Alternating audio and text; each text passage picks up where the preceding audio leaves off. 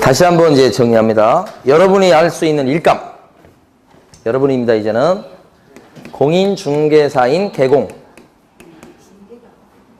자, 일감이 일단 본업은 뭐예요? 중개업. 일단 이게 잘 돼야 돼. 그 다음에 이제 부업으로 할 수 있는 거 있죠, 또. 어떤 게 있을까요? 공인개공도 부업거리가 있겠죠? 근데 부업거리가 크게 두 종류야. 이렇게. 방금 전에 봤던 14조에 나와 있는 6가지 업무 있었죠? 법인 업무로 되어 있는 거. 이거 할 수 있잖아요. 그죠? 그거 말고 할 수 있는 게 두 번째 덩어리. 자, 중개업소 운영하면서 쌀가게 같이 할 수 있을까요? 네, 이렇게 되는 거죠. 중개업소 운영하면서 표구점 같은 거 같이 할 수 있을까요? 표구점. 인사동에 가면 보여요. 인사동 골목에 가면 중개사무실도 하면서 표구점도 같이 하고 이렇게 하는 거. 그 다음에 자, 중개업소 하면서 휴대폰 대리점 같이 할 수 있을까요? 할 수 있어요. 이렇게. 담배를 팔 수 있을까요? 담배? 어떤 사장님은 담배권이 있어가지고 부동산 사무실에서 담배를 팔어. 그 담배 판 거에서 월세가 나와. 끝내주죠. 등등등등등등. 과일 가게 할 수 있을까요? 할 수 있어. 이렇게. 그래서 원칙적으로 여러분들은 중개업 하면서 부업으로 별거 다 할 수 있다. 끝. 별거 다 할 수 있다. 끝. 근데 아무래도 여러분의 그 전문 지식을 활용할 수 있는 요 14조 업무까지, 여기까지 하는 것이, 좋아 보인다. 그죠? 할 수 있는 건 이런 것도 할 수 있지만, 됐습니다. 밑줄 볼 것도 없고, 이거는. 자, 그 다음에 이번에 도장 얘기로 갑니다. 교재는 115페이지. 도장이요. 인장이죠, 인장. 최근에 그, 어떤 사장님이, 이제 통화를 한 두 번에 걸쳐서 1시간 가까이 통화했을 거야. 일이 발생했는데 어떤 일인가. 땅을 중개했어요. 그래서 땅을 이제 보여주러 갔어요. 그 땅 사겠다는 사람 있잖아요. 그 사람한테 땅을 보여줬더니만 사겠대 그냥 보고서 그 자리에서. 계약서를 써야 되잖아. 계약서를 안 들고 갔어요. 보여달라고 해서 그냥 보여주기만 하고 간 거야. 첫 번째 보여준 거예요. 근데 마음에 들어 하니까. 그래서 그 현장에서 매도인 불러가지고 여기 여러분 연습장 있죠? 연습장. 거기 누런 연습장에다가 계약서 써서 대금 얼마로 하고 언제 어떻게 주고 그죠? 그래서 쭉 써서 그리고 매도인 땅 임자 주인 도장 찍고 산 사람 지금 마음이 급했던 요 사람 도장 찍고 그래서 계약서 써서 그런데 이제 그게 뭐냐면 일이 잘 진행되다가 중간에서 잘 어그러졌어. 그래서 둘이 좀 싸움이 났어. 매도인하고 매수인이 지금 계약서를 썼어요 안 썼어요? 썼지. 꼭 그런 인수에 대한 계약서만 계약서가 되는 게 아니에요. 여기도 계약서 쓴 거 맞아. 그런데 소개한 부동산 사장님은 그 계약서에 도장이 없어. 없다고. 이걸 물고 늘어지는 거예요. 매수인 쪽에서. 그러니까 매수인의 생각이 좀 바뀐 거야 지금. 물고 늘어지는데 자기 걸었던 돈 2천만 원 돌려달라고 얘기를 하면서 사장님이 그거 만약에 돌려받는 거 그거 협조 안 하게 되면 계약서에 도장 안 찍은 그걸 가지고 문제 삼겠다. 어쩔 수 없다. 그거 도장 안 찍으면 영업정지를 받게 돼요. 그걸 가지고 협박하는 거죠. 영업정지 받으시려냐고. 안 받으려면 돈 돌려받는데 좀 적극 협조해라. 이런 거예요 지금. 어떨 것 같아? 그 사장님이 어떻게 난리가 난 거지 이제. 그죠? 근데 만약에 진짜 관청에서 조사 들어와서 딱 하면 두 가지가 잘못된 거예요. 첫 번째, 계약서를 그렇게 막 쓴 거 그건 문제 삼지 않는데 문제는 뭐냐면 도장 안 찍은 거. 또 하나는 확인설명서 써주게 돼 있잖아요. 계약서 쓸 때. 나중에 배우실 거예요. 확인설명서를 안 써준 죄가 또 있어. 이게 다 영업정지 사유예요. 그래서 영업정지도 3달 이렇게 받고 그럴 거예요. 그러니까 얼마나 커 불이익이. 그래서 이제 무마해서 돈 일부 좀 주고 매도인이 또 돈을 안 돌려줘요. 그래서 그 일부 대신 물어주고 영업정지 피하려고 마음을 잡수셨더라고. 그러면서 그 사장님이 점집을 갔다 오셨어. 제 운세가 지금 도대체 어떻게 돼가는 거예요? 이렇게 해가지고. 사람 마음이 불안하니까. 남자분이세요? 남자 사장님이세요? 근데 어쨌든 아이가 아직 결론은 안 났지만 좀 그런 식으로 흘러갈 것 같아. 지금 뭐 때문에 지금 문제됐죠? 도장. 도장 안 찍은 거. 단속 나왔을 때 제일 먼저 조사하는 게 뭐냐? 계약서에 도장이 찍혀 있냐, 안 찍혀 있냐를 제일 먼저 조사하고 그게 단속할 때 제일 쉬운 거예요. 그렇죠? 바로 보면 나오니까. 그래서 옛날 같은 경우는 계약서 그런 거 막 보자고 그랬을 때 거기서 뭐 문제가 생기고 그러니까 저 부동산 사장님들은 단속반이 떴다 그러면 또 어떻게 그 또 쫙 돌아가지고 제일 먼저 뭐 해요? 계약서를 딴 데로 옮겨놔요. 응? 딴 데로 옮겨놓는다고. 계약서. 거기 털면 뭐가 나올 수 있으니까. 그래서 계약서 숨기는 거 옛날에는 뭐 다반사였다고. 근데 이제 어쨌든 단속했을 때 제일 중요한 관심사는 도장입니다. 도장. 그럼 도장에 대해서 말씀드리면 인장이나 도장이나 같은 거요.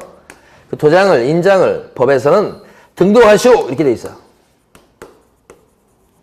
관청에다 등록한 거야. 그리고 그 등록된 도장을 찍으세요 이렇게 돼 있어요. 사용이라고 돼 있어요.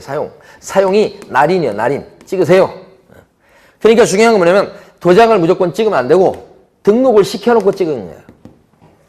그러니까 계약서에 찍혀있는 도장 그것이 등록된 도장이어야 된다는 거야. 아무 도장이나 찍혀있다고 될 게 아니란 말이에요. 그래서 법에서는 쓰겠다고 작심한 도장을 등록을 먼저 하게 하고 그 다음에 그걸 찍도록 하고 있다는 거지. 그러면 제일 중요한 게 뭔가?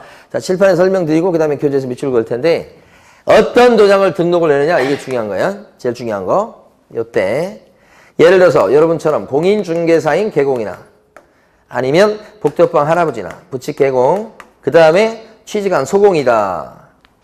이런 자연인들은 법인하고 좀 틀려. 이걸 일단 구별을 좀 하셔야 돼. 이런 자연인 같은 경우는 가족관계 등록부. 이 가족관계 등록부가 옛날로 치면 호적부예요. 호적부. 호적. 가족관계 등록부 또는 주민등록표. 이 말이 와요. 그 주민등록표에 기재된 성명. 기재된 성명이라고 하는 것은 주민등록이나 호적이나 주민등록에 올라있는 이름. 본명이죠. 본명. 그 기재된 성명이 나타난 인장. 나타났다는 건 무슨 말이에요? 새겨졌다는 얘기죠? 나타난 인장을 등록하셔. 그럼 여기 핵심이 뭐냐면 경우에 따라 사람은 이름을 2개 가지고 있는 사람이 있을 수 있어. 저희 집사람처럼. 호적상 이름과 집에서 부르는 이름이 다른 사람이 있잖아요. 그것 때문에 이게 나온 거예요. 호적상 이름은 물론 예쁜 이름이 아니겠지. 그러니까 주변에서 친구들이나 가족들이 부르는 이름은 예쁜 이름을 만들어서 부르죠. 근데 옛날에는 개명이 쉽지 않았다고. 지금은 개명이 좀 쉽지만. 그러니까 호적은 못 고치고 어떻게 해요? 부를 때 예쁜 이름으로 불러. 이렇게. 그러면 그런 이름을 2개 갖고 있는 사람은 어떤 이름으로 도장을 파야 되겠다. 호적에 나와 있는, 주민등록에 올라 있는 촌스러운 이름 그거 갖고 도장을 파라 이거지. 예. 그리고 그걸 등록시켜라 이 말이야. 예. 그래서 호적상 이름대로 도장을 파셔야 된다. 집에서 부르는 이름 말고 그런 뜻이에요. 뭐 호적상 이름이 새겨진 도장이라면 그 도장은 인감 도장도 일단 오케이 받아주고 막 도장도 돼요. 인감 도장이 반대말로 생각하시면 돼요. 인감 도장 아닌 도장도 등록할 수가 있어요. 뭐 어떻게만 돼 있으면 돼? 본명만 새겨져 있으면 돼. 이게 첫 번째. 대신에 그 도장의 크기를 주지하는데 크기는 가로 세로 각각 7mm 이상 30mm 이내의 도장을 파도록 돼 있어요. 30mm면 한 3cm 되나요? 동그랗든 네모 각지든 가로 세로 직경이 최소한 7mm 이상 3cm 이하의 도장을 파시라. 그리고 그걸 어떻게 하라고요? 등록하시라 이런 뜻이에요. 반면에 법인은요. 법인은 상업등기 규칙이란 말이 와요. 자, 상업등기 규칙에 따라서 신고한 상업등기소에 신고한 법인의 인장이에요. 중요한 건 이 법인의 인장은 이게 진짜 법인의 인감도장을 얘기하는 거예요. 법인의 인장이라고 돼 있죠? 여기를 기억하셔야 돼. 법인의 인장이 뭐라고요? 인감도장이에요. 인감도장. 법인 인감료. 여기하고 다르죠?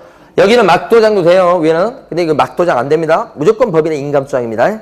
근데 사실은 법인의 인감도장 있으면 그것은요. 실제 그걸 등록할 필요 없고 상업등기소에 가서 법인의 인감증명서를 띄면 거기에 법인 인감이 나오겠죠? 그 법인 인감증명서를 띄어서 갖다 내면 그게 등록이에요. 그냥. 그러니까 실제 등록하지 않습니다. 어차피 인감조항을 등록해야 될 거니까 법인의 인감증명서를 띄어서 그걸 낸다 이 말이에요. 그렇게 하고 여기는요 막도장도 됩니다. 큰 차이죠. 자, 이러한 인장을 어떻게 한다고요? 등록. 누가 등록해야 될까요? 누가? 사용할 사람이.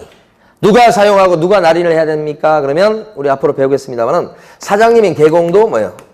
등록하고 써야지. 또 누구까지도? 소공까지도. 소공은 어떻습니까? 계약서를 작성해 줄 수 있습니까? 있지. 그럼 계약서를 작성해 주면 거기다 도장 찍어야지. 그럼 찍을 도장 미리 등록해둬야지. 보증은 어떻습니까? 계약서를 써줄 수 있나요? 못 써주죠. 그러니까 계약서에 날인할 일이 없어. 날인할 일이 없으니까 도장을 등록할 일도 없게 되는 거예요. 두 번째. 어떤 인장을 등록하느냐? 이거잖아, 이거. 예? 예? 중요하다고 그랬죠? 이게 이거예요. 제일 중요한 거예요, 제일 중요한 거. 끝냈어요? 자, 세 번째. 어디에 등록해야 됩니까? 인장, 도장은. 등록할 때가? 등록관청밖에 없죠? 거기다 등록할 거예요. 등록관청에 등록해야지. 만약에 광명시에 중개사무실을 갖고 있는 사장님이다 그러면 도장을 어디에 가서 등록해야 된다는 거예요? 광명시장한테 가서 등록해야 된다. 그거요. 별거 없어요? 자, 네 번째. 어떻게 등록하느냐 이거지. 어떻게? 어떻게 인장을 등록합니까? 그랬을 때 여기서 조금 아셔야 돼. 개업 공인중개사가 인장을 등록하는 것과 그 다음에 두 번째 소공이 인장을 등록해야 될 그 두 가지가 있어요. 조금씩 틀려. 개업 공인중개사가 인장을 등록하는 방법 두 가지. 이렇게. 소공이 인장을 등록하는 방법 이렇게 두 가지. 이렇게 돼요. 먼저 개업 공인중개사는 인장을 등록할 때 이런 양식을 써먹어요. 인장 등록 신고서. 이게 광명시청에 가면 이런 양식이 있어요. 인장을 등록하러 왔습니다. 그러면 요걸 내줘. 인장 등록 신고서를 갖다가 거기 적으시면 돼. 그런데 중요한 것은 인장 등록 신고서 오른쪽 귀퉁이에 보면 큰 네모칸이 이렇게 있어요. 여기다가 쓰겠다고 작심한 도장을 여기다가 빨간 인주를 묻혀서 여기다 찍어. 그래서 인장 등록 신고서를 시청에 갖다 내. 그게 인장 등록이에요. 요게 의미가 있겠죠? 또요. 두 번째는 개설 등록 신청서를 이용하는 방법이 있어. 개설 등록은 언제 하는 거죠, 이게? 처음에 사무실을 오픈할 때. 사무실 오픈할 때 쓰는 서식이 뭐라고요? 개설 등록 신청서. 그럼 개설 등록 신청서를 냈다는 얘기는 신규 오픈하겠다고 지금 관청에다 신고하는 거잖아. 신청하는 거잖아요. 근데 거기도 보면 오른쪽 귀퉁이에 네모칸이 딱 있어, 이렇게. 그럼 이때는 개설 등록 신청을 하는 요 A 입장에서 봤을 때 나가 개업 공인중개사로 등록이 되면 요 도장을 써먹겠다고 해서 그걸 빨간 인주를 묻혀서 여기다 찍어 또. 그러면 요 A라는 사람은 두 개를 같이 하는 거죠. 사무실 오픈하는 등록 신청도 하고 동시에 사용하겠다고 작심한 등록 인장도 뭐요? 등록하고. 두 개를 같이 하는 거지. 응? 같이 할 수도 있고 이렇게 따로 할 수도 있다. 소공도 마찬가지입니다. 소공도 인장을 등록할 때 인장 등록 신고서를 사용하는 방법이 하나 있고 똑같아요. 양식은. 예.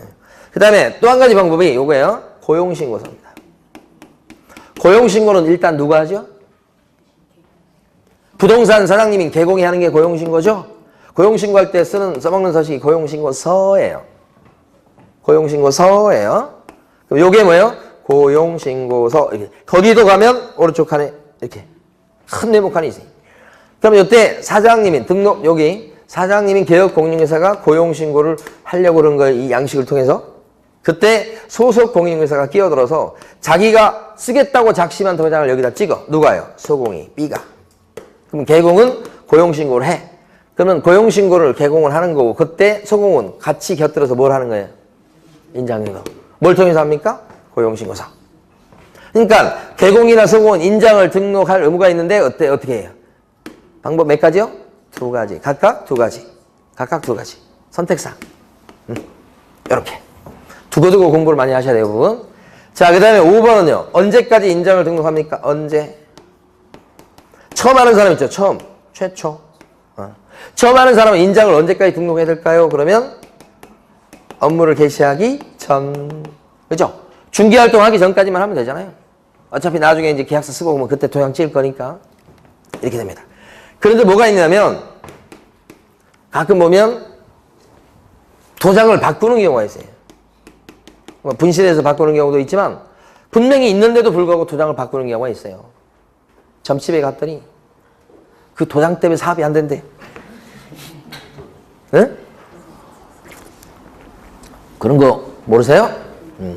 그래가지고 도장을 바꿔야 되는데 뭐 어떤 재질로 하고 어떻게 하고 막 그런 얘기 하잖아요. 그래서 도장을 바꿨어. 그러면 이제 바꿔야지 등록을. 그래서 이때 바꿨을 때는 이런저런 이유로 바꿨을 때는 변경 등록을 하는데 며칠 이내 하도록 돼 있냐면 7일 이내 하도록 돼 있다. 여기 이렇게 시험이 잘 나오죠. 7일. 변경은 7일. 처음 할 때는 업무 개시 전. 그죠? 그렇게 구별하시고. 등록하고 그 다음에 사용하는 겁니다. 이 사용하는 것은 그냥 계약서 이런 데다가 매매 계약서 이런 데다가 그냥 등록된 도장을 찍으면 되는 거예요. 만약에 이걸 아까도 말씀드렸어요. 이걸 등록된 도장을 아예 안 찍거나 등록 안 된 도장을 찍어놨거나 그러면 어떻게 해요? 법 위반이죠? 그랬을 때 개업 공인인증서 같은 경우는 영업정지 사유가 돼요. 영업정지 사유가 되니까 지켜야 되겠다 이거지. 여기가 인장 얘기예요. 자, 교재를 밑줄 그어보면 115페이지 보시고 115페이지에서 시커먼 네모 2번에 가로 1번이 있습니다. 첫 줄 보시면 인장은 누가 등록해야 됩니까? 이렇게 첫 줄 개공이랑 또 누구랑? 소공이랑 개공이랑 또 소공이랑 등록하게 돼 있다. 자, 두 번째요. 가로 2번에 반가로 1번요. 언제까지 인장을 등록합니까? 동그라미 1번 보시면 개공 및 소속 공인인증서는 언제까지 중개행에 사용할 인장을 등록해야 되겠다. 언제까지? 업무 개시 전. 그렇죠. 그 다음에 반가로 2번 가시면 처음 할 때는 업무 개시 전까지 하는 거지만 반가로 2번 보시면 등록한 인장을 변경하는 경우도 나올 수 있죠. 그럴 적에는 개업 공인인증서 및 소속 공인인증서는 변경일로부터 며칠 이내? 7일 이내 변경 등록하셔야 되겠다. 넘기시면 안 되고. 예. 두 개, 요거 했죠, 지금 요거 한 거고. 그 다음에 박스 안에 보여. 바로 위에 박스 보시면 1번 개설 등록 신청. 그죠? 옆에다가 개공이라고 써두시고. 파란 박스에서 제일 밑에 박스. 2번 고용신고 옆에다가는 소공이라고 적어 놓으시고. 다시 한번 1번 개설 등록 신청서를 이용하는 사람 누구? 개공. 그 다음에 고용신고서를 이용하는 사람 누구?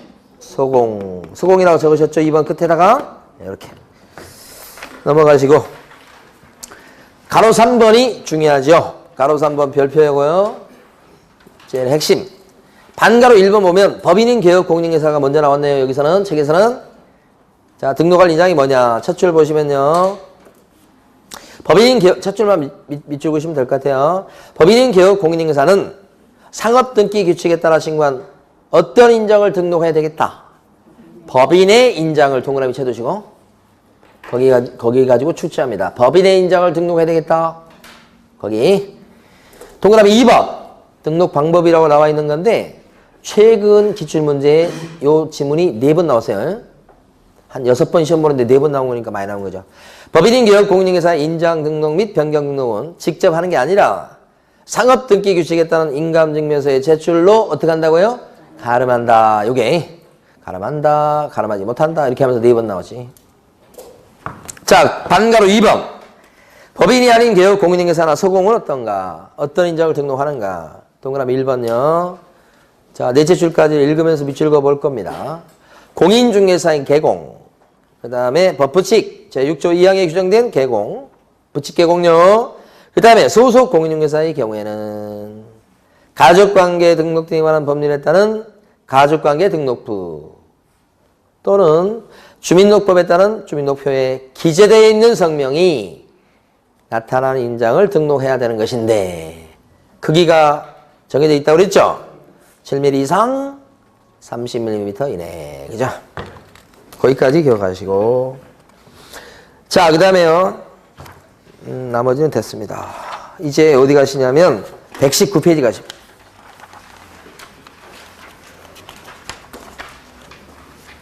자, 보실까요?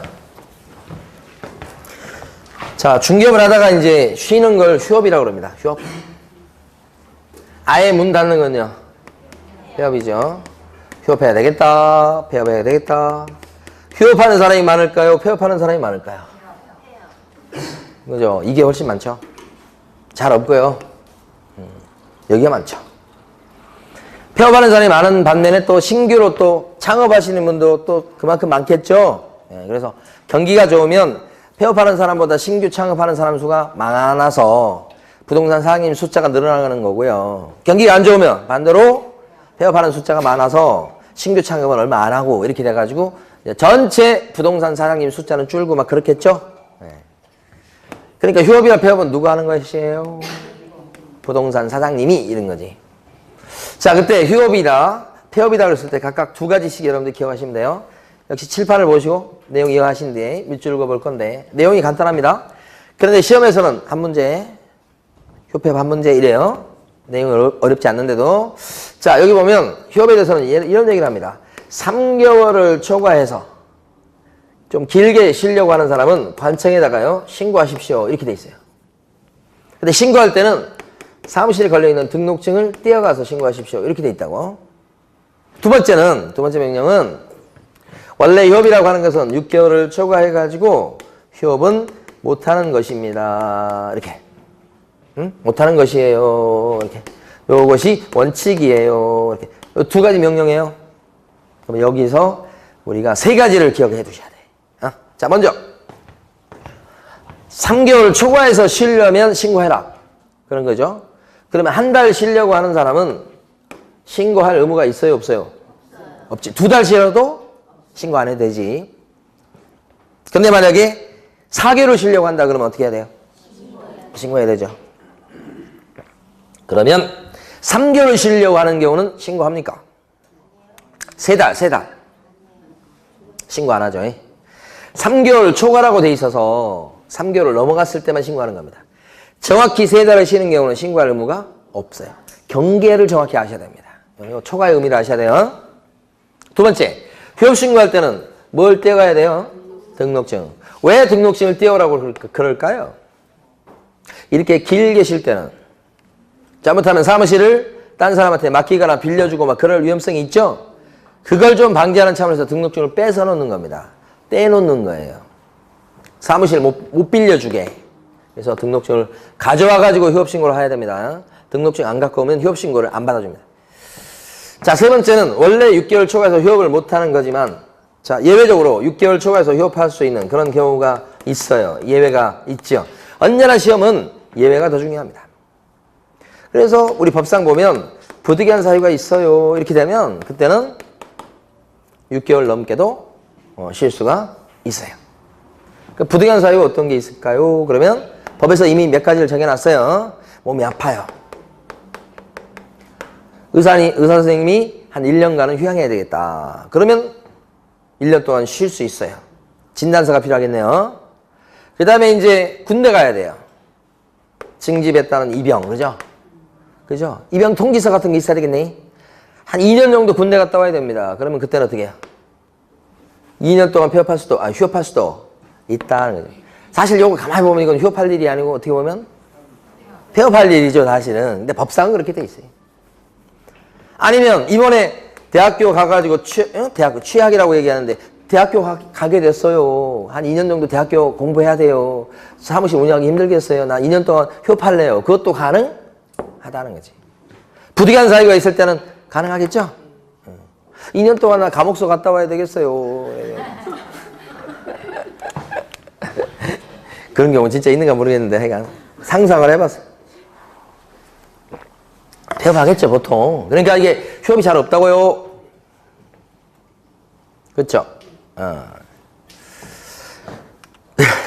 그 다음에 폐업과 관련해서요. 보면 폐업을 하려는 사람은 그냥 폐업하고 나서 폐업했어요 이러면 안 되고 미리 말해. 미리 폐업하기 전에 관청에 가서 폐업할랍니다 라고 신고하게 돼 있어요. 물론 등록증 떼가야지. 이거예요. 미리 신고한다는 미리. 그죠? 이때도 등록증 떼가서. 아까 그 폐업할 때는 간판 철거합니까 안 합니까? 공부해서 철거한다고? 이거. 이때 간판 철거해요 안 해요? 철거 안 합니다. 이때는. 중요한 겁니다 이게. 철거한 사유 3가지 있었죠 아까? 자, 두 번째. 개업공인중개사인 사장님이 개공이 돌아가셨어. 그러면 폐업 신고를 하는 건가? 돌아가시기 전에 폐업 신고를 하고 돌아가셔야 되느냐 이 말이죠. 이상하죠? 옛날에는 돌아가시면 미리 폐업 신고를 못 하니까 가족들이 사후적으로 폐업 신고를 했었어요. 가족들이. 근데 그 규정이 없어졌어요. 그러니까 이제는 돌아가셨다고 해서 폐업 신고하는 거 없어요. 결론은 없고 어떻게 해요 그러면? 관청이 사망했다는 사망 신고를 할 거 아니야. 그럼 관청이 그걸 파악을 해서 어떻게 해라? 그 사망한 개업공인중개사의 등록을 어떻게 말소해라 이런 거죠. 그걸 등록 취소라고 그래요. 그래서 등록 취소하게끔 돼 있으니까 이렇게 자발적으로 폐업 신고하고 그런 것은 필요 없습니다. 이렇게. 또요. 자, 휴업 신고했던 사람인데 다시 이 사람이 영업을 다시 하려고 그래요. 그럴 수도 있잖아요. 4개월 쉬겠다고 휴업 신고했어. 내일 모레면 4개월 끈다. 이제 정신 차리고 다시 일을 하려고 그래. 그러면 등록증을 걸고서 일을 해야 되잖아. 그래서 관청에다 미리 재개신고를 넣어요. 그럼 관청에서는 어떻게 해요? 아까 이거 등록증 갖다 내놨었죠? 이제 다시 일할 거니까 등록증 걸고 일해야 되겠죠? 그래서 관청에서는 보관 중에 있는 등록증을 어떻게 해요? 즉시 반환해준다. 그러면 이걸 걸고 뭐예요? 영업하시라. 재개할 때도 미리 하는 거예요. 미리. 재개하겠다고 미리 신고해야 된다. 그래서 찾아와서 걸고 영업하시고 이렇게.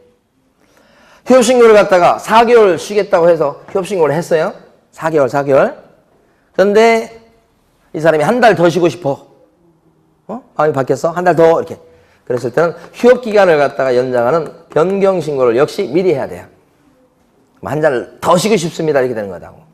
이게 무슨 신고? 변경신고, 재개신고. 이런 건 전부 다 뭐예요? 휴업신고 했던 사람이 하는 거예요. 요거 중요해요. 요거에. 그러니까 만약에 2달 쉬는 거야. 2달 쉬는 건 휴업이 맞습니까? 2달도 휴업이에요. 일주일도 휴업이고. 그렇지만 신고할 의무가 없어요.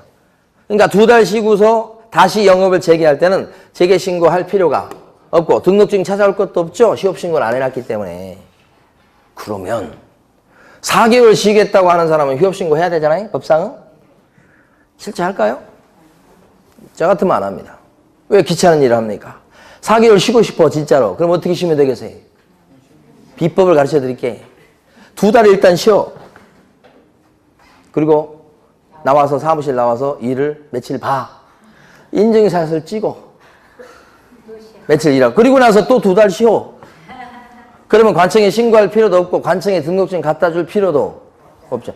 인증샷은 꼭 찍으셔야 돼. 옆에 사장님하고도 사무실 가서 찍고 이렇게. 그죠?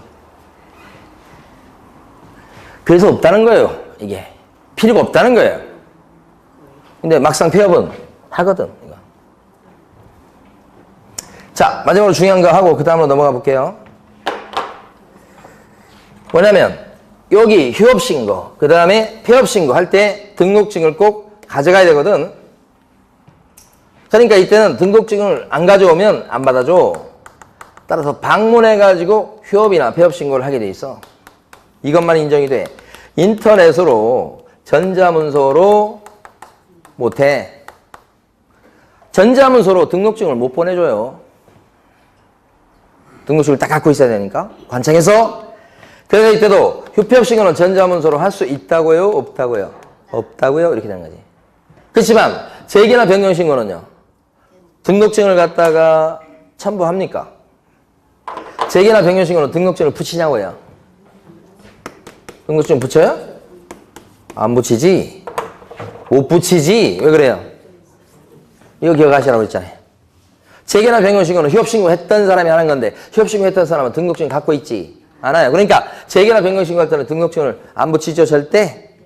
그러니까 안 붙이니까 이때는 방문해가지고 신고하는 거 그것도 일단 인정이 될 뿐만 아니라 인터넷을 통해서 전자문서로 신고하는 것도 인정된다는 거죠. 빨간 게 시험이 잘 나오는 거예요. 그런데 여러분들 기억하실 때는 전자문서로 할 수 있을까? 대부분 99% 이상이 된다고 생각하시면 돼요.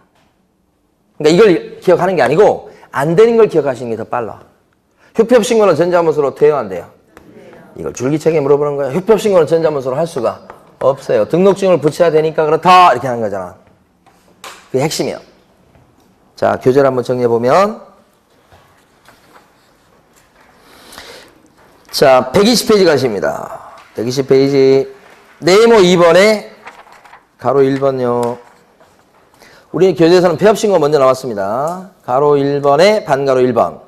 개업 공인인사는 폐업을 하고자 하는 때는 120페이지요. 네모 2번에 가로 1번에 반가로 1번. 신고 기한 나온 거 있죠? 개업 공인인사는 폐업을 하고자 하는 때는 미리 등록관청에다가 미리 뭐 해야 돼요? 폐업신고 해야 되겠다. 이렇게. 거기까지만 딱 밑줄입니다. 이때 반가로 2번 보십니다. 폐업신고는 휴업, 폐업, 재개, 기간 변경 신고서에 중개사무소 등록증을 첨부해가지고 등록관청에다가 해야 된다. 했죠? 그러니까 폐업신고할 때는 등록증을 첨부한다는 게 중요한 거. 그러다 보니 그 밑에 줄 폐업신고는 전자문서로다가 할 수가 없다. 그게 핵심. 가로 2번 가보십니다. 신고기한. 개업 공인인사는 가로 2번에 반가로 1번요. 3개월을 초과하여 휴업을 하고자 하는 때는 이렇게 됐죠. 3개월을 초과해서 이렇게. 자, 가로 안의 내용 무시하시고. 때는 미리 신고해야 되겠다. 휴업한다고 다 신고하는 거 아니죠? 3개월을 초과해서 길게 쉬려고 할 적에는 신고해라. 이런 뜻이에요. 반가로 2번 어떻게 하느냐. 전체 줄 가운데 부분. 자, 신고서에다가 뭘 첨부해요? 휴업신고도 뭘 첨부해요? 등록증 첨부.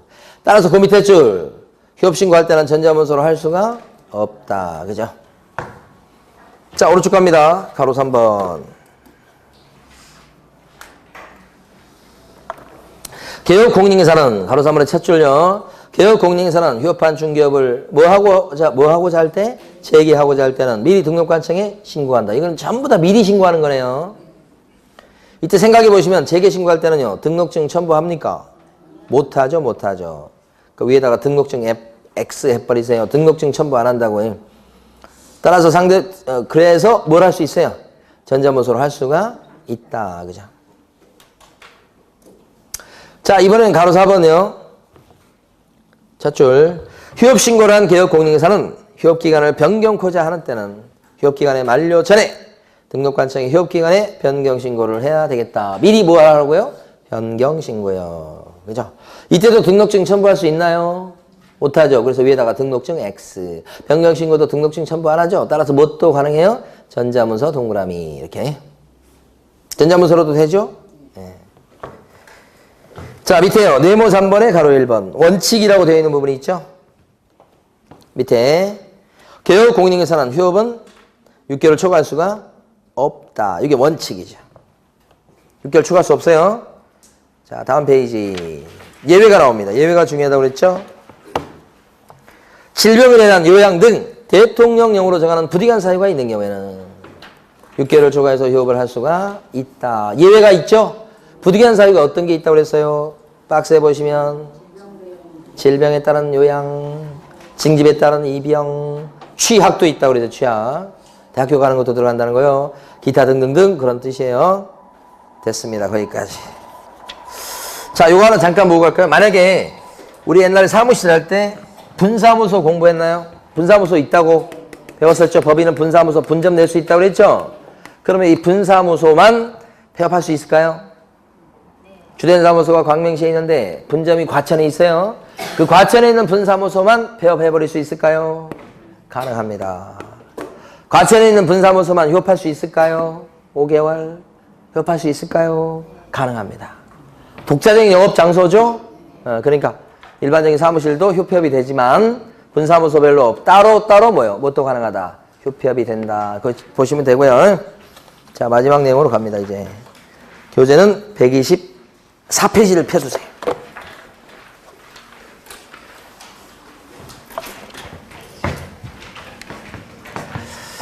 자, 일반적인 자, 칠판을 보셔야 됩니다. 간단히 몇 개 하고요. 오늘 수업을 마칠 건데, 요 그림을 여러분들이 이제 공부하는 내내 여러분들이 기억하시게 될 거예요. 중요한 그림입니다. 이 사람이 와가지고 집을 팔아달라고 얘기합니다. 부동산 사장님이세요. 자, 그런데 얘기할 때 A가 와서 처음에는 자기 집이 주소 가르쳐주면서 요거 시세가 얼마 정도 돼요? 라고 물어보죠. 그래서 이 사장님이 그 시세는 요 정도 됩니다. 라고 얘기하죠. 예, 그러면 그러면 6억 5천에 팔아주세요. 그 시세대로 이렇게 맡깁니다. 요걸 의뢰라고 합니다. 의뢰란 말을 쓰는지 모르겠네. 내놨다. 부동산에 내놨어요, 지금. 그러면 부동산 사장님 어떻게 해요? 열심히 소개시키려고 하겠죠? 소개. 중개라고 하고 소개시켜가지고 적당한 사람 붙여서 물건 보게 만들죠. 이 사람이 팔려고 지금 내놓은 아파트인데 이 사람이 이제 살 생각이 있어요. 그러면 어떻게 해? 계약서 쓰겠죠? 이게 매매계약이에요. 만약에 뭐 전세나 임대차 계약이다. 그렇게 될 수도 있고요. 전세 나왔다 그러면 이런 식으로 되는 거예요. 요럴 때 이제 요게 일반적인 요건 뭐 모를 뿐이 없어요. 그런데 이제 법률 용어를 좀 아셔야 돼. 여기서요. 여기 보면 의뢰 요 말을 갖다가 법률 용어로 쓸 때는 어떻게 하냐면 중개 계약이다 이렇게 쓰는 거야. 이거 여기서부터 어려워 이제. 중개 계약이란 말이 같은 말이에요, 거의. 이걸 풀어보면 중개 서비스 소개, 중개 서비스를 제공을 받고 제공을 해 주기로 하는 둘 간의 뭐예요? 약속이다. 계약이 약속이에요, 우리말로 하면. 그게 중개 계약이에요. 그래서 중개 계약을 체결했다 말이 요 말이에요. 내놨다 이 말이에요. 중개 계약을 체결해 본 적 있으십니까? 있어요, 없어요? 있다고 그러지. 이걸 다 생략하고 제가 중개 계약을 체결해 보신 적 있으십니까? 그러면 없다고 그러는 사람이 태반이에요. 같은 말이요. 부동산에 물건 내려보신 경험이 있으십니까? 그 말하고 똑같은 말이에요, 이게. 전세를 갖다가 얻든 뭐 어쨌든 하여 그런 거잖아, 이게. 자, 두 번째. 이게 중개 서비스예요. 중개가 용어의 정의상 뭐라고 그랬어요? 중개가 뭐죠? 용어할 때 했는데 3조에 규정된 중개 대상물에 대해서 거래 당사자 간의 매매, 교환, 임대차 그 밖에 권리의 득실 변경에 관한 행위를 계약이죠, 계약. 그죠? 어떻게 하는 게 중개예요? 알선. 그거 중개라고 공부했잖아요. 이거 아시는 거예요, 사실 여러분. 자, 세 번째는요. 그래가지고 매매나 전세 계약을 막 체결하겠죠, 이렇게? 요것을 법률 용어로 할 때 이걸 다 뭉뚱그려서 거래 계약이라고 그래요. 그러니까 이 거래 계약이란 말과 중개 계약이란 말을 혼동하시면 아무것도 안 돼요. 매매나 임대차 계약 또는 전세 계약, 교환 계약 이런 게 무슨 계약이라고요? 다 합쳐서 부르는 말이 거래 계약이에요. 그리고 거래 계약이 체결되면 이론적으로 봤을 때 중개가 완성되었다고 표현을 해요. 조문에도 나와요. 그러니까 거래 계약 체결됐다. 그러면 중개 완성되었다. 이것도 이해하셔야 돼. 같은 말. 수험생들이 많이 착각하는 게 중개계약 이렇게 하면 자꾸 요걸 생각을 해. 그러면 안 돼요. 중개계약은 의뢰를 얘기하고 거래계약은 매매나 임대차 계약을 얘기한다. 이렇게 하셔야 되는 거예요. 근데 사실은 소개하는 개업공인중개사는 어디까지 도와주냐면 잔금 치르고 그전에 물론 중도금 치르겠어요. 등기 내는 것까지 막 도와주죠. 실제는. 그래서 여기는 애프터 서비스예요. 원래 서비스는 어디까지예요? 계약서 쓸 때까지예요. 원래는. 근데 실제는 뭐 여기까지 도와주죠. 그래서 중개 실무 파트의 구성 자체가 요렇게 구성되어 있어요. 구성 자체가. 여기서 보면 시간적 순서로 보면 여기가 1등, 여기가 소개시키는 게 2등, 여기가 3등, 여기가 4등이겠죠? 순서가. 요걸 보려고 하는 거야. 자, 이럴 때 의뢰를 할 때 말이에요. 여러분이 부동산 사무실에 가서 보통 말로 얼마에 팔아주십시오라고 하고 나오잖아요. 거기다 뭐 계약서 적고 문서 적고 서면으로 하고 그런 거 있습니까? 없잖아요. 말로 하면 거기다 접수장에 이렇게 적어놓지. 주소, 금액대 뭐 이렇게 해가지고. 거기 있는 실장님들이 또는 사장님이. 그러니까 여기 보면 말로 합니다, 대부분. 그런데 이론적으로 서면으로 할 수도 있다는 거지. 그러니까 현실과 이론은 또 법은 좀 틀리다는 걸 생각하셔야 돼. 여러분 주로 이걸로 하죠. 근데 이론적으로 이것도 가능할 수 있다. 근데 이때 의뢰를 할 때 이거요 지금 우리 이거요 중개계약요 할 때 여러 중개업소에다가 동시에 내놓는 경우도 있을 수 있죠. 보통 그러잖아요. 그래서 여러 중개업소에다 내놨다 그걸 일반 중개계약 또는 보통 중개계약이라고 하기도 해요. 보통 중개계약은 잘 안 쓰고 일반 중개계약이라는 말을 쓰죠. 조문도 그렇게 돼 있어요. 같은 말이요. 여러 집에 내놓은 거. 그러니까 여러분들이 와가지고 시세 물어보고 6억 5천이요. 그러니까 그럼 팔아주세요 하고 여러분이 팔아주세요 하고 바로 집으로 홀라당 들어가시는 거 아니잖아. 어떻게? 또 다른 부동산에 가서 또 내놓죠. 바로 옆집 가면 좀 눈치 보이니까 한 집 건너서라도 내놓고 그 다음에 또 뭐요? 또 시세 물어보고 딱 또 가서 또 내놓고 막 그러죠. 그게 이거예요. 이게 일반이라고 일반. 보통 하는 거라고. 그런데 한 중개업소에 가가지고 내놓는 경우도 있을 수 있다. 많을까요? 한 중개업소에 가서 내놓는 경우가 있을 수 있어요. 근데 이거 많겠냐고. 굉장히 드물다. 보기 힘들다 이거. 이걸 뭐라고 불러요? 전속 중개계약이다. 그렇게 하는 거잖아요. 보기 힘들죠? 시험에서는 여기가 한 문제예요. 여기가 아니고. 그래서 한 문제 나오는 부분이 전속 중개계약입니다. 잘 이해하셔야 되고 이게 더 좋다 이렇게 얘기합니다. 제도상으로는. 그래서 뭐 그런 거 놔두고 어쨌든 두 가지가 있다는 거 여기서부터 보겠습니다. 교재에서는 여러분들이 125페이지 제일 위로 125페이지가 아니고 왼쪽 페이지를 빼먹었네. 124페이지 제일 밑에 반가로 2번 일반 중개계약서의 작성 요청이라고 나와 있죠. 동그라미 1번 의뢰인은 의뢰 내용을 명확히 하기 위해서 필요한 경우에 개업 공인중개사에게 다음 각호의 사항을 기재한 각호사항 이런 거 뭐 지금 단계에서 모르셔도 괜찮아요. 다음의 사항을 기재한 이렇게 생각하시면 돼. 일반 중개계약서의 작성을 요청할 수 있다. 이게 무슨 얘기냐면 일반 중개계약이다. 이것도 보통 말로 하거든요. 그런데 서면으로 하자고 손님이 요청해 볼 수 있다. 그러면 우리 부동산 사장님은 그 요청을 받으면 일반 중개계약서란 그 서면을 작성해야 됩니까? 이게 핵심 포인트예요. 이렇게 의뢰인이 손님이 일반 중개계약서를 씁시다라고 부탁을 해오면 부동산 사장님은 그걸 꼭 써야 되냐고요. 그럴 의무는 없다. 응? 그래서 오른쪽 페이지 보시면 파란 박스 밑에 동그라미 2번이 있어요. 그게 시험에서 제일 중요한 거예요.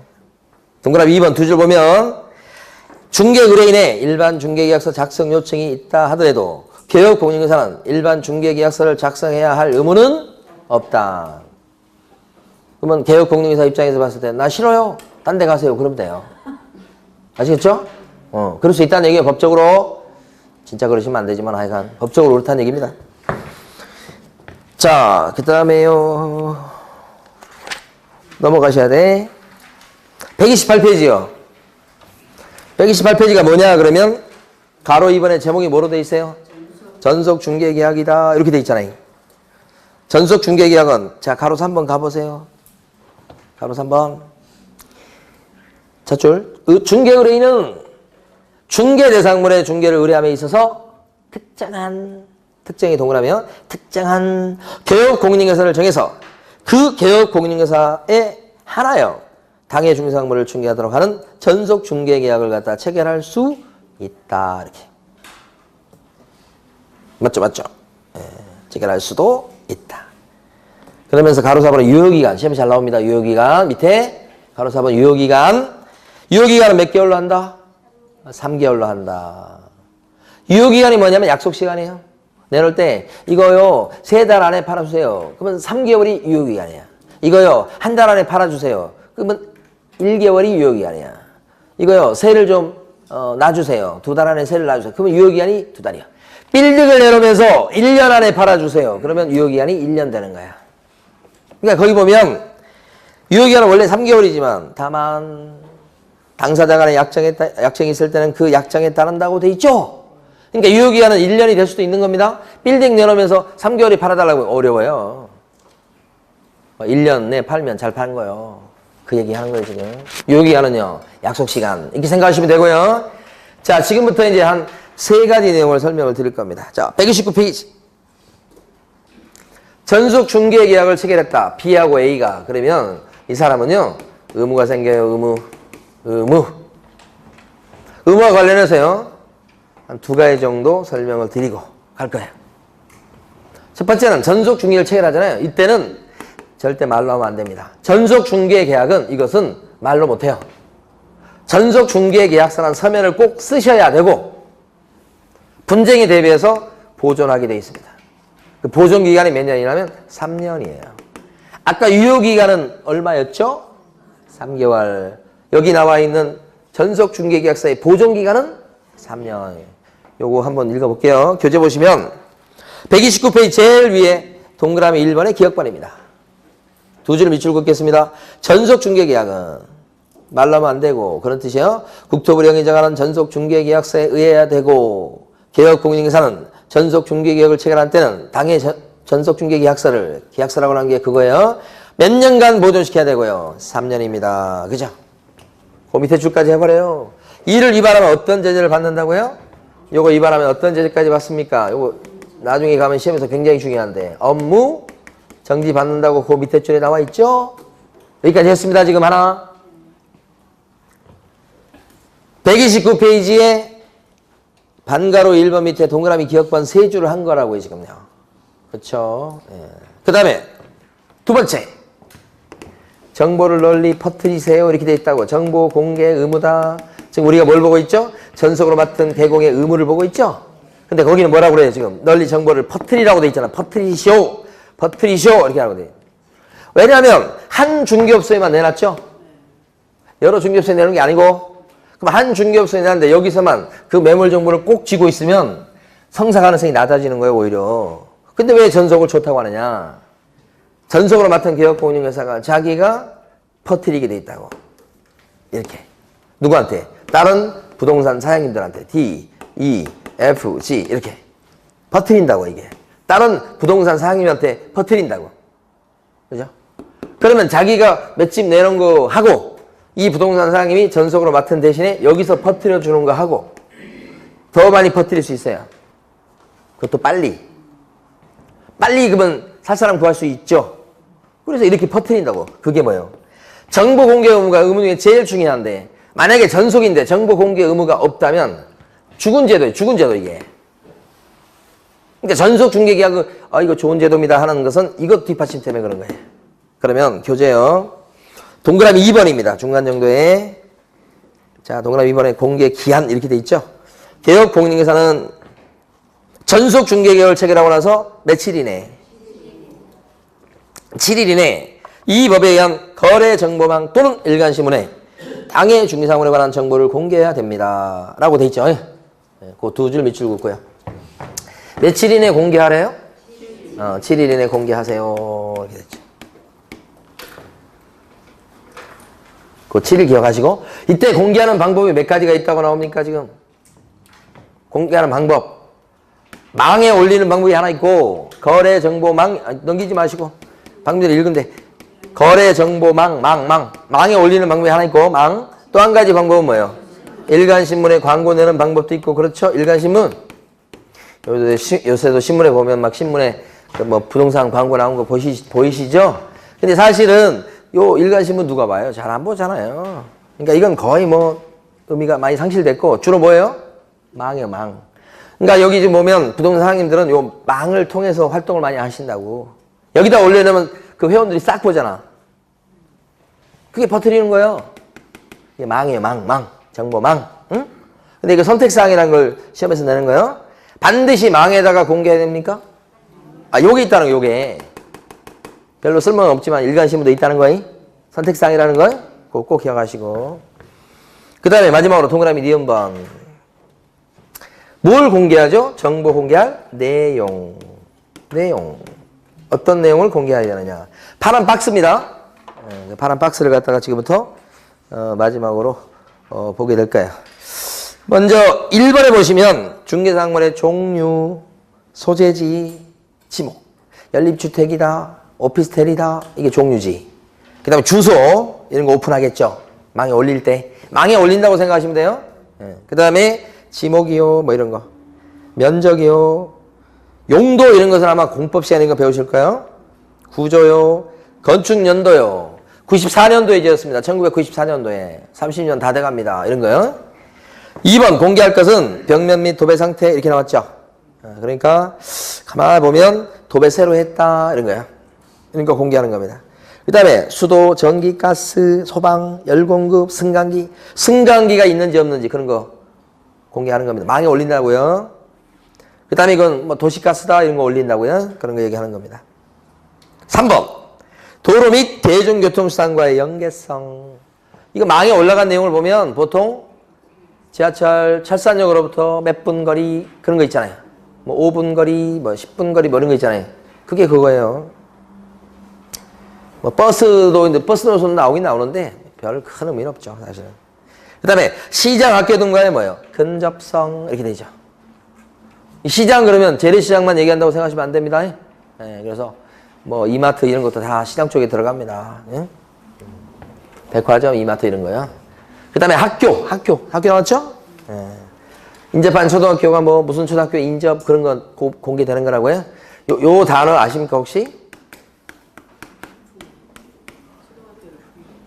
그러니까 그것도 좀 아시는 분 많을 줄 알았는데 생각보다 많지는 않더라고요. 초등학교를 품고 있는 아파트라는 뜻이 줄여서 많이 얘기하잖아요. 에? 처음 들으셨어요? 애들 다 키우셨어요? 아무래도 이제 가까이 있으면 이제 아파트 입장에서 봤을 땐 장점이죠. 자, 그 다음에 지형 등 입지 조건도 그 다음에 소음, 진동 같은 환경 조건도 공개하도록 돼 있다. 그죠? 뭐 일조량이 뭐 배시 잘 된다든지 이런 것들 얘기하는 겁니다. 4번. 자, 지금까지 보는 내용들은 시험에서 이렇게 중요한 내용들이 아니에요. 그러니까 이제 막 넘어오는 거예요. 4번.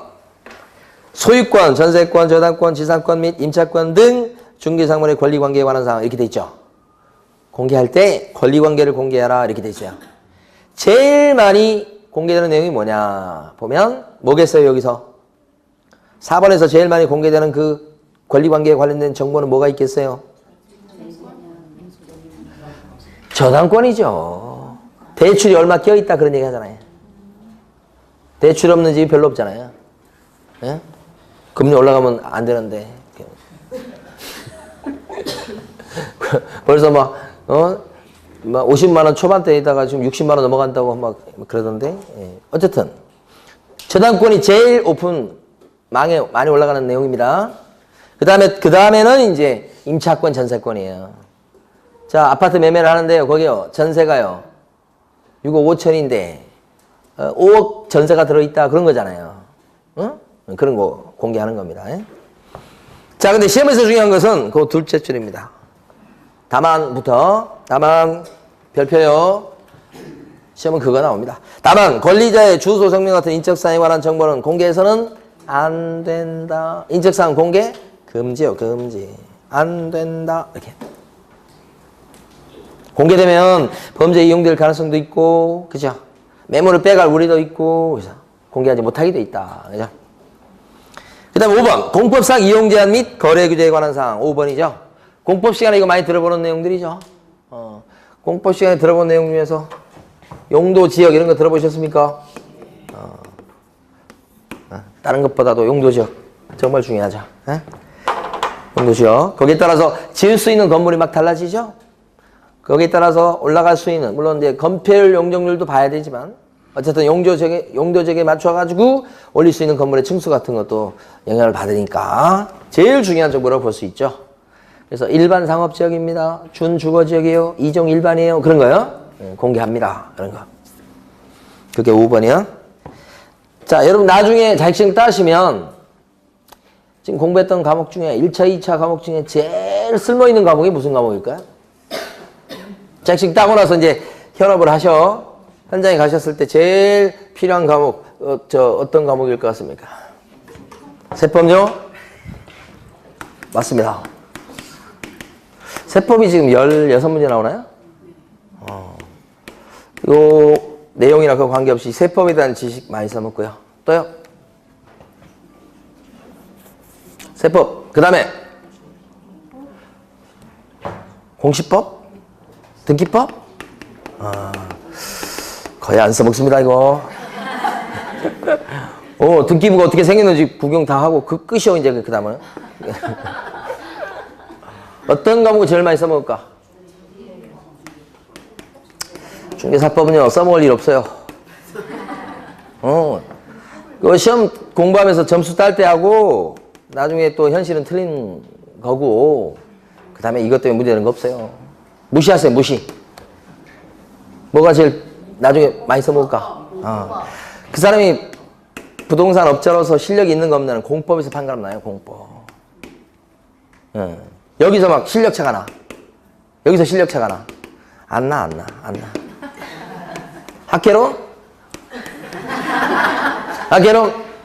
이건 나중에 여러분들 손님 이렇게 상담하시고 그럴 때 약간 그 유식한 그 티를 낼 적에, 응? 용어 뭐 LTV 뭐 이런 거 쓴다든지 그랬을 때나 조금 그래. 그 다음 민법. 아무짝에도 쓸데없어. 시험 합격할 때 필요한 거예요. 응? 왜 그래? 왜 그럴까요? 계약서 쓰던 대로 맨날 똑같은 거 써요, 여러분. 맨날 쓰는 거 똑같은 게 써. 바뀌지가 않는다고요. 한번 배우면 별로 고칠 게 없다고요. 매년 바뀌어요, 매년. 예. 그래서 이건 공부를 하셔야 돼요. 그리고 여기서 실력차가 나는 거예요. 여기 실력차 안 나요. 또 뭐 있어, 과목 중에? 다 했나? 아이가. 그렇습니다. 실무에서 제일 유용한 과목이 응? 점수에 관계없이 관심을 많이 가지셔야 돼. 두고 일하실 때도. 6번에 보면 시험에서 제일 중요한 게 여기서는 시험과 관련해서는 6번이 제일 중요해요. 6번 별표. 예정 금액을 갖다가 공개하셔. 예정 금액이 뭐예요? 이거. 와가지고 물어보잖아요. 요새 요 시세가 얼마 정도 가요? 물어보니까 6억 5천 정도 갑니다. 그 아파트, 그 층은. 이렇게 나오잖아. 그게 예정 금액이에요. 이게 예정 금액. 예정가라고, 예정가. 그거 공개하는 겁니다. 얼마에 나왔다고 얘기하는 거 있죠? 이 아파트, 요거 지금 6억 5천에 나온 물건이에요. 그게 예정가예요. 그 다음에 공시지가 공개하도록 돼 있죠? 공시지가. 에? 아니, 공시지가 공개하는 거 원칙이 맞아요. 왜 그러세요? 공시지가 공개하는 거예요. 이거 개별 공시지가 얘기하는 거 아시죠? 그런데 다만 임대차의 경우는 공시지가를 갖다가 공개하지 않을 수도 있다. 여기가 핵심이에요. 여기가 제일 중요한 거예요. 임대차를 알선해. 그러면 공시지가는 공개하면 된다는 얘기야, 안 된다는 얘기야? 임대차를 알선했을 때는 개별 공시지가를 갖다가 공개하면 된다는 얘기야, 안 된다는 얘기야? 된다는 얘기요. 안 해도 되고 돼도 되고. 의미를. 공개하면 안 된다라고 써놓지 않았잖아, 지금. 공개하지 않을 수도 있다. 공개하면요. 어쩔 수 없고 좋고. 공개 안 하면요. 그럴 수도 있고. 이거란 말이에요. 그럼 시험은 어떻게 나올까? 이거 하고 수업을 마쳐요. 자, 시험은 어떻게 나올까? 맞춰보시는 여러분이 전속 중개 계약을 체결한 개업공인중개사는 임대차 계약을 알선했을 때 공시지가를 갖다가 공개해서는 안 된다. 이렇게 출제해요. X 이렇게 하면 돼요. 왜요? 공개할 수도 있고 안 할 수도 있는 거니까. 그죠? 무조건 공개해서는 안 된다. 그러면 X? 이제 그렇게 출제하는 거예요. 처음으로 맛을 본 거예요, 이제. 근데 여기 박스 중에서 맨날 그것만 물어봐. 맨날 6번만 물어봐. 두 군데밖에 안 물어본다고, 아까 그 위하고. 아까 위에가 뭐예요? 4번 둘째 줄하고, 그것만 딱 기억하시면 돼요. 나머지 필요 없어. 이렇게 해서 여기까지 봤고요. 다음 주에는 이제 정보망부터, 망 있죠? 아까 망 나왔었죠? 거기부터 공부할 수 있도록 하겠습니다. 네, 수고 많으셨습니다. 네.